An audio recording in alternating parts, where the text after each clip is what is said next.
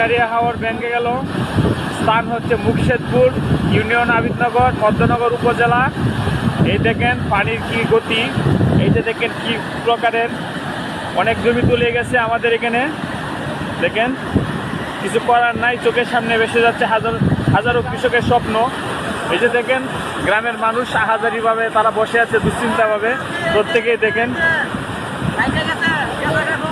এই যে দেখেন সবাই বিভিন্ন গ্রাম থেকে আসা, সবাই আশাহত এখন মর্মান্তিক অবস্থান নিয়ে সবাই অবস্থান করছে।